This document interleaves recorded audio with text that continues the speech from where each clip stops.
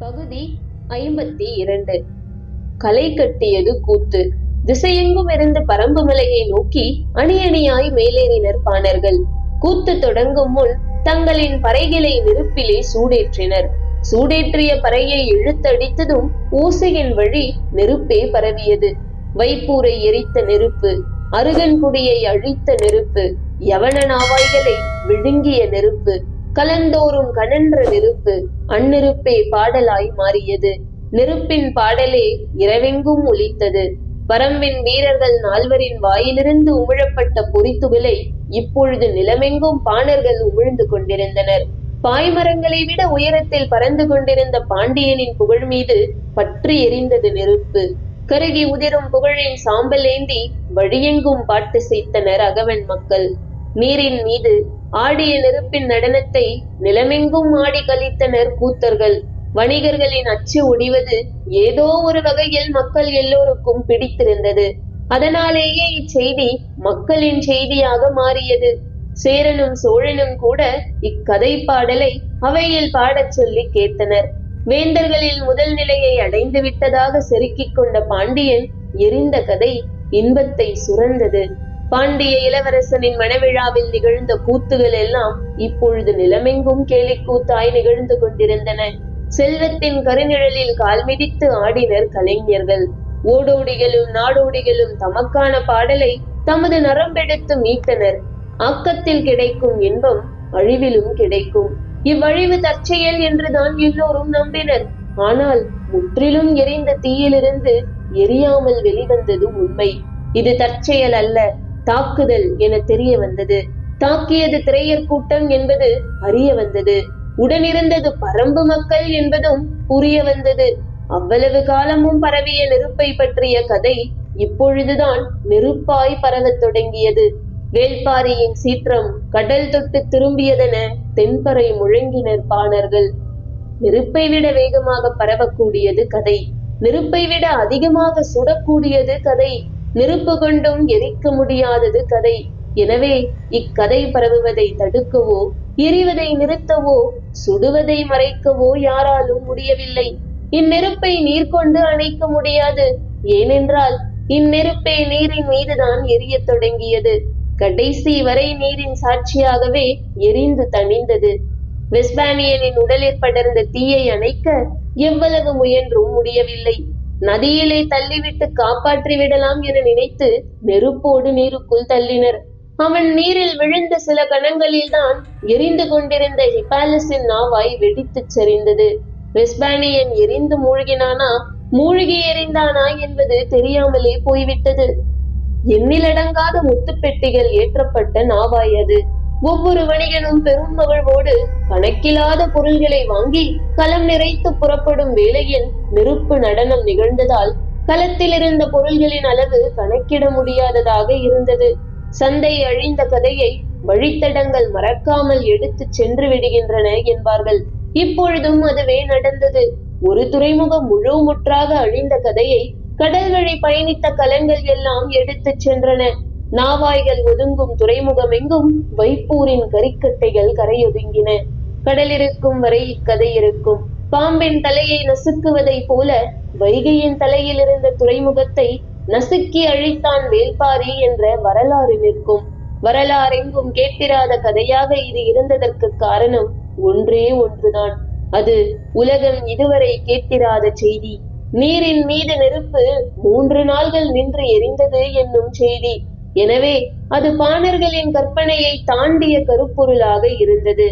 எரிபொருளே கருப்பொருளானதால் நிற்காமல் எரிந்தது. சுடும் சொற்கள் பற்றி எரிய எரியும் நெருப்பு சொல்லெனச் சுட்டது. பாடும் ஒவ்வொருவனும் ஒவ்வொரு கதையை பாடுகிறான். உண்மையில் என்னதான் நடந்தது என்பதை அறிய அளவற்ற ஆர்வத்தோடு இருந்தான் பாரி. மழைக்காலம் முடிந்ததும் நிலமெங்கும் இருந்த பாணர்கள் பரம்பிற்கு மலையேறத் தொடங்குவது வழக்கம். இவ்வாண்டும் அப்படியே.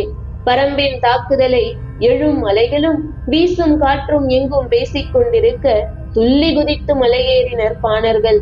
நாள் தவறாமல் எவ்வியூரில் கூத்து நிகழ்ந்தது. கிணை கொண்டு பாடும் கிணையர் கூட்டம்தான் வைப்பூரின் கதையை எவ்வியூருக்கு வந்து முதலில் பாடியது. இத்தாக்குதல் இவ்வளவு பெரிதாக நிகழ்ந்துள்ளது என்பதை பாரி உள்ளிட்ட அனைவரும் அன்றுதான் அறிந்தார்கள். கிணையர் குலத்து கிழவன்தான் வைப்பூரின் பெருமையை சங்கூதும் குரலில் இழுத்து பாடினான். வைகையின் வாய்முக பகுதி கடலை முத்தமிட்டு முத்தமிட்டு பின்வாங்கும் அதன் அழகு, கலங்கள் வந்து நிற்கும் வரிசையை ஒருபோதும் சேதப்படுத்தாத காற்று, பாண்டியனின் மகுடத்தில் ஒளிரும் பொன்னிற கல்லது என்று அதன் பெருமையை சொல்லி முடித்ததும் இளங்கினையன் களம் இறங்கினான். அவன் இறங்கியதும் கிணையர்குல ஆடவன் கூட்டம் உள்ளிறங்கியது. ஆண்களும் பெண்களும் சூழ வலம் வந்தனர். கிணைப்பறையின் ஒலி குறிப்பு அவர்களுக்கான நுணுக்கங்களை சொல்லிக் கொண்டிருந்தது. காலம்பன் பாரியின் இடப்புறம் அமர்ந்திருந்தான். ஏதோ ஒரு கூத்தினை பார்க்கிறோம் என்ற எண்ணத்தில் தான் அவன் அமர்ந்திருந்தான். அந்த கூத்தின் நாயகன் அவன்தான் என்பது தொடக்கத்தில் புலப்படவில்லை. நெருப்பின் அகன்றவாய் கலங்களை மென்று தின்ற பொழுது பல்லுக்குள் சிக்கிக்கொண்ட பாய்முரத்தினை ஒடித்து உள்ளே தள்ளினான் காலம்பன் என்றான் கிணையன். கேட்டுக்கொண்டிருந்த காலம்பன் அதிர்ந்து உட்கார்ந்தான். கூட்டம் எழுப்பிய உற்சாக ஒலி விண்ணை தொட்டது. தாங்கள் பாடும் கதையின் நாயகன் தங்களின் கண் முன்னால் உட்கார்ந்திருக்கிறான் என்பது கிணையர்களுக்கு தெரியாது. வீரனின் வாள் கலைஞனின் சொல்லாக மாறினால் என்னவாகும் என்பதை முதன்முறையாக பார்த்து கொண்டிருந்தான் காலம்பன். எரியொலியால் எண்ணற்ற வீரர்களின் உடல்களை செருகியபடி தோளிலே தூக்கி வந்த காலம்பனின் உடல் வாகினை இளங்கினையன் பாடிய பொழுது கூத்தரங்கு அதிர்ந்தது. எழுந்த பேரோசை கிணைப்பறையின் ஓசையை விஞ்சியது. அகல விரித்த கையால் ஒருமுகப்பறையை ஓங்கி அடித்து பேரொலி எழுப்புவதைப் போல தனது தொடையில் அடித்து ஒலி எழுப்பினான் பாரி. ஆடுவன் கூட்டம் தாக்குதலின் வலிமையை வர்ணிக்க தொடங்கிய பொழுது பாரியால் இருக்கையில் உட்கார முடியவில்லை. காலம்பனின் வீரச்செயல் பரம்புக்குடிகளுக்கே பாடம் சொன்னது. இசையும் கூத்தும் உச்சியில் ஏறி நிற்க பரிமாறப்படும் தாக்குதலின் விவரங்கள் கூத்துக்களத்தை போர்க்களமாக்கின. சீறி எழும் சினங்கொண்டு பகை முடிக்கும் ஒற்றை சொல்லோடு பாடலை முடித்தான் இளங்கினையன். கூத்து கேட்டவர்களின் ஆவேச உணர்ச்சி எல்லையற்றதாக இருந்தது. கூட்டத்தில் உட்கார்ந்திருந்த திரையர்கள் கண்ணீர் பெருக பார்த்திருந்தனர். தங்கள் குல தலைவனை பற்றி பாடப்படும் முதற் பாடல் அது. காலம்பன் உறைந்து நின்ற பொழுது எதிரில் வந்து வணங்கி நின்றான் பாரி. பாடிய கிணையர்களுக்கு தங்களது கதையின் நாயகன் இவன்தான் என்று அப்பொழுதுதான் புரிய தொடங்கியது. காலம்பனை கண்கொண்டு பார்த்ததும் தாங்கள் செய்த தவற்றை உணர்ந்தனர். காலம்பனை விரிந்த மார்பன் என்று தவறாக பாடிவிட்டோம். இவன் விரிந்த மார்பன் அல்லன். எதிரி தன் இரு கையை எவ்வளவு விரித்து வந்தாலும் அடங்கா மார்பன் என்று சொல்லி மறுபாடலை தொடங்கினான் இளங்கினையன். இப்படித்தான் தொடங்கிய கூத்து எதுவும் விடியும் வரை முடிவதில்லை. மறுநாள் இன்னொரு பாணர் குழு வந்து சேரும். மீண்டும் வைப்பூர் பற்றி எரியும். கடலில் கலந்த நாவாய்களின் சாம்பல் கதையெங்கும் மிதக்கும். இடுக்கையும் உடுக்கையும் அந்தரியும் ஆகுலியும் உரிமையும் முழவுமாக கருவிகளின் முழக்கத்துக்கு ஏற்ப வைகையின் நெருப்பு வடிவு கொள்ளும். எவ்வியூர் மக்களுக்கும் வந்து சேர்ந்த திரையர் கூட்டத்துக்கும் பெருந்துன்பத்தில் இருந்து மேலேற வேண்டிய தேவை இருந்தது. அந்த தேவையை கூத்துகளே இட்டு நிரப்பின. நாள்கள் நகர்ந்தன. திரையர்குடி பரம்புக்குடியானது. திரையர் குலத்தின் மூத்த பெண்ணொருத்தி கூடை நிறைய பழங்களை கொண்டு வந்து கொற்றவையின் முன்னால் பரப்பினாள். வழிபாடு தொடங்க போகும் முன் நடக்கும் சடங்கிது. வைக்கப்பட்ட பழங்களுக்கெல்லாம் புலனாகினி கண் திறக்க முயன்ற பொழுது தேக்கன் தடுத்தான். கண் திறக்காத பழங்களே திரையர்களை கொண்டு வந்து சேர்த்தது என்றான். குலநாகினிக்கு புரிந்தது. கூட்டத்துக்குள் இருந்த அளவனை அருகில் வரச் சொன்னாள். ஏனென்று அவனுக்கு புரியவில்லை. தயங்கியபடி அருகில் வந்தான். அள்ளி முத்தமிட்டாள் குலநாகினி. ஏனென்று திரையர்களுக்கு புரியவில்லை. அளவனின் கண்ணில் நீலவலையும் பூத்து அடங்கியது. கொற்றவையை வணங்கி மண்ணெடுத்து காலம்பனின் நெற்றியில் பூசினாள் குலநாகினி. குலவையொலி பெருகி மேலேறியது. பறவைகளின் படபடப்பையும் மீறி வெளிக்கேட்டது தேவவாக்கு விலங்கின் குரல். ஓசைகள் அடங்கியதும் பரம்பின் ஆசான் அறிவித்தான். வழக்கமாக 16 குலங்களுக்காக நடைபெறும் கொற்றவை கூத்து அடுத்த முறை 17 குலங்களுக்காக நடைபெறும். ஆனால் தேவவாக்கு விலங்கு பழமெடுத்து கொடுத்து தொடங்கும் கதையல்ல திரையர்களின் கதை. தேவவாக்கு விலங்கையே எடுத்து கொடுத்து தொடங்கும் கதை என்றான். கூட்டத்தின் குலவையொலி காட்டை கிட்டித்தது. திரையர் குல பெண்ணொருத்தி உடல் சிலிர்த்து ஆடத் தொடங்கினாள். தூதுவையின் நினைவோடு அருளாட்டம் தொடங்கியது. உரிமைகள் நரம்பினை முறுக்கின. அவள் ஆடும் பரப்புக்கேற்ப கூட்டம் விலகிக் கொடுத்தது. நேரமாக ஆக ஆட்டத்தின் ஆவேசம் உச்சம் கொண்டது. கைகளை திருகி முறுக்கி தலை சுற்றி நிமிரும் அவளின் முகம் எதிர்கொள்ள முடியாததாக இருந்தது. பொழுதாவதை உணர்ந்து ஆடுபவளை நிலை கொள்ளச் செய்ய குலநாகினி களமிறங்கினாள். திரையர் குல பெண்களின் உடல்வாகு எளிதில் அடக்க முடியாதது. உயரத்திற்கும் உறுதிக்கும் இணையற்றது. அதுவும் அருளிறங்கி ஆடும் பெண்ணை அணைத்து நிறுத்த எவரால் முடியும்? எவ்வளவு முயன்றும் குலநாகினியால் எதுவும் செய்ய முடியவில்லை. கொற்றவை கூத்தின் பொழுது மற்ற குலப்பெண்கள் 2-3 பேர் அருள் இறங்கி ஆடினாலும் இறுதியில் அடக்கி நிறுத்துபவள் குலநாகினி. தோற்றத்திலும் உடல் வலுவிலும் இணையற்றவளான பரம்பின் மூதாய் குலநாகினி. திரையர் குலத்தின் ஒற்றை பெண்ணை எது செய்தும் நிறுத்த முடியவில்லை. பார்த்து கொண்டிருந்த வேளிர் குல பெண்களுக்கு வேர்த்தது. உரிமையின் நீலோசையும் உருண்டோடும் குலவையலையும் சூழலின் ஆவேசத்தை அதிகமாக்கிக் கொண்டே இருந்தன. நிலைமையை எப்படி கைக்கொள்வதென்று யாருக்கும் புரியவில்லை. பாரியின் எண்ணங்கள் எங்கெங்கோ போய் திரும்பிக் கொண்டிருந்தன. குலங்கள் தாங்கள் அழிந்த கதைகளோடு களமிறங்கி விட்டால் அவர்களை ஒருபோதும் ஆற்றல் கொண்டு நிறுத்த முடியாது. அவர்களை நிறுத்துவதற்கான வழியை கதைகளுக்குள் தான் கண்டறிய வேண்டும் என்று சிந்தித்துக் கொண்டிருந்த பொழுது அருகிருந்த ஆதினி சொன்னாள், சூழிவேலினை வணங்கி ஆண் வெற்றிலையை கொண்டு வந்து அரங்கில் வையுங்கள். ஆவேசம் தணிந்து அமைதி அடைவாள் தூதுவை. குரல் கேட்டு அதிர்ந்தான் பாரி. செய்வதறியாது திகைத்துக் கொண்டிருந்த அரங்கம் ஆதினியின் குரலை இறுகப் பற்றியது.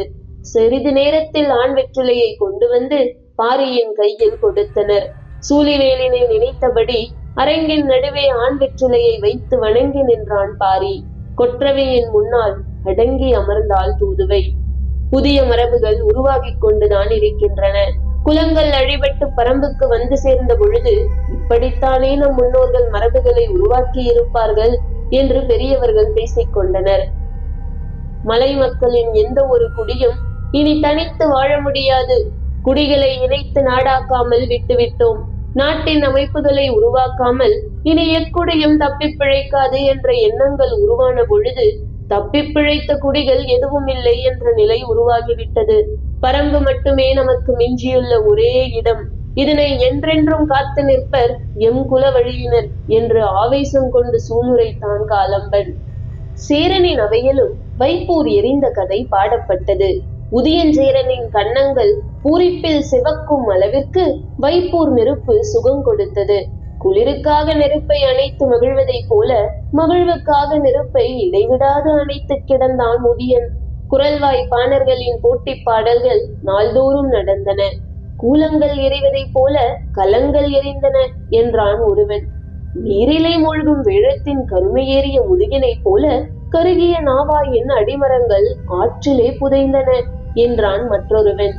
பாண்டியனின் பதாகையில் பறந்து கொண்டிருந்த மீன்கள் எரிந்த நெருப்பின் சூடு தாங்காமல் ஆற்று நீரிலே சித்து மிதந்து கொண்டிருந்தன என்றான் இன்னொருவன். கடைசியால் கவிதையை முடித்தான். பாண்டியன் இனி சுடப்பட்ட மீன். மறுநாள் கூத்துக் கலைஞர்கள் உள்ளே நுழைந்தனர். பொருள்கள் ஏற்றப்பட்ட கலங்களில் பற்றிய நெருப்பு என்ன வாசனை கொண்டிருந்தது என்பதை ஒரு பாணன் விளக்கி பாடினான். கலங்களின் வடிவத்தையும் நெருப்பின் வேகத்தையும் பாடுவதை விடுத்து எரிந்த பொருள்களை நினைவுபடுத்தியதற்காக பெரும் பொருளை பரிசாக கொடுத்தான் உதியஞ்சேரல். அதன் பின் வைப்பூரில் எரிந்த நெருப்பின் வாசனை சேரனின் அவையில் நாள்தோறும் மணக்கத் தொடங்கியது. சந்தனமும் அகிலும் எண்ணற்ற வாசனை பொருள்களும் இருந்த பிற கலங்கள் எரியும் பொழுது எழுந்த வாசனையை விவரித்து கூறின பல பாடல்கள். மிளகும் பாக்கும் கருகிய வாசனையை பாடிய கூத்தனுக்கு அள்ளி வழங்கினான் சேரன். அரிசந்தனமும் லவங்கமும் பாதி எரிந்து மூழ்கிய பொழுது எழுந்த வாசனை பற்றி மிக நுட்பமான குறிப்பை பாடினி ஒருத்தி பாடினாள். அவளுக்கு உதியஞ்சேரல் கொடுத்த பரிசு பொருள்கள் பற்றி தனி பாடலே உருவாயிற்று. சேரனின் தலைநகரான வஞ்சி முழுக்க வைப்பூரின் வாசனையே மிதந்தது.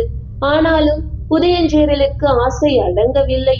ஒரு கட்டத்தில் கூத்தர்களின் வாய்மொழி சலிக்கவே வணிகர்களின் நேரடி கதறல் அவனுக்கு கூடுதல் மகிழ்வை கொடுத்தது. துறைமுகத்தில் வந்திறங்கும் ஒவ்வொரு வணிகனும் ஒவ்வொரு கதையோடு வந்திறங்கினான். பெருவணிகன் என்று இருமாப்பு கொண்ட பலரின் கதை வைப்பூரோடு முடிவுக்கு வந்தது. சாத்துக்களின் தலைவன் சூழ்கடல் முதுவன் இனி எந்த துறையிலும் தலைநிமிர்ந்து நுழைய முடியாது. அது மட்டுமல்ல, பாண்டியனுக்கு பெண் கொடுத்ததால் சாத்துக்களின் தலைவனுக்கே இந்த கதி என்பது கடல் போல் நிலை கொண்டு விட்டது.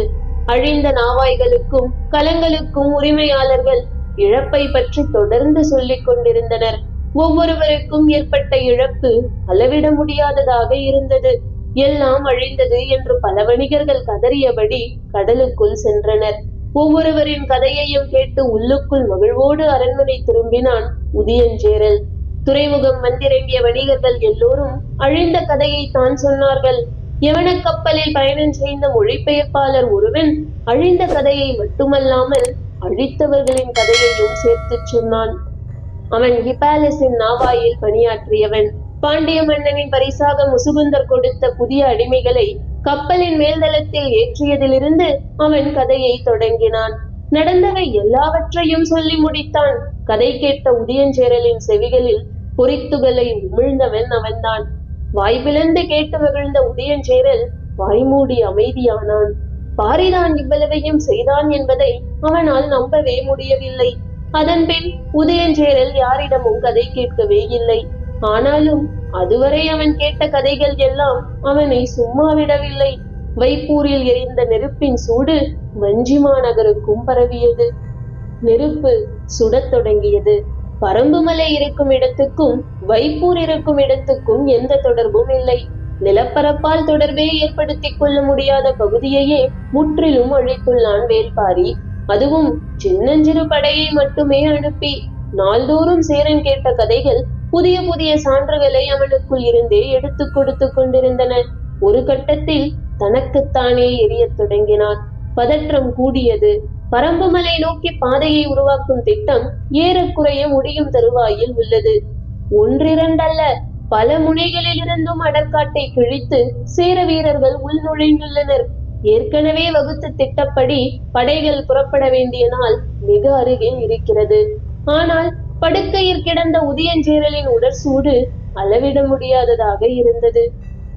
கதை கேட்டு மகிழ்ந்தபடி இருந்தான் செங்கணச் சோழன். பேரரசர் சோழவேலனின் மகன். முதலில் அவனுக்குத்தான் பொற்றுவையை பெண் கேட்டனர். எல்லாம் நல்லபடியாக முடியும் என்று சோழவேலன் நம்பியிருந்த பொழுதுதான் குலசேகர பாண்டியன் முத்துக்களை உருட்டிவிட்டு விளையாடத் தொடங்கினான். சூழ்கடல் முதுவனின் சொற்கள் உருளும் முத்துக்களை மிதித்து சரிவு கண்டது. மன ஒப்பந்தம் பாண்டியர்களோடு என்று ஆனது. உள்ளுக்குள் அவமானத்தை உணர்ந்தபடி இருந்த சோழவேலன் அதனை வெளிக்காட்டிக் கொள்ளவில்லை. இயல்பிலேயே தங்களை விட சேரர்களும் பாண்டியர்களும் வலிமையோடு இருக்கின்றனர் என்று அவனுக்கு தெரியும். அந்த வலிமைக்கு முக்கிய காரணமாக வணிகமும் இருந்தது. எனவேதான் வணிகர் குலம் நோக்கி அவன் பெண் பார்க்க தொடங்கினான். ஆனால் நிலைமை கைமீறி போய்விட்டது. திருமண செய்தி வந்து கொண்டே இருந்தது. அவமானங்களை கடக்க பெரும் பாடுபட வேண்டி இருந்தது. மாதக்கணக்கிற்பட்ட அவமானத்தை வந்து சேர்ந்த ஒற்றை செய்தி துடைத்தெறிந்தது. நினைத்து நினைத்து மகிழ்ந்தான். ஒரு துறைமுகமே அழிந்ததா? மீண்டும் மீண்டும் கேட்டான். கேட்டு கேட்டு மகிழ்ந்தான். தந்தையின் அறைக்குள் நுழைந்தான் செங்கணச் சோழன். உடனிருந்தவர்கள் விலகி வெளியேறினர். மகிழ்ந்து கிடக்கும் தந்தையை பார்த்து மகன் கேட்டான், பாண்டியன் எறிந்ததற்கே இவ்வளவு மகிழ்கிறாயே, பரம்பு எறிந்தால் இவ்வளவு மகிழ்வாய்? அதிர்ந்தான் சோழவேலன். மகனின் ஆற்றல் அவனுக்கு நன்கு தெரியும்.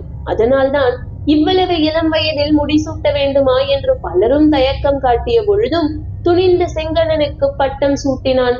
அதிர்ச்சியிலிருந்து மீளாமலே கேட்டான் சோழவேலன், முடியுமா மகனே?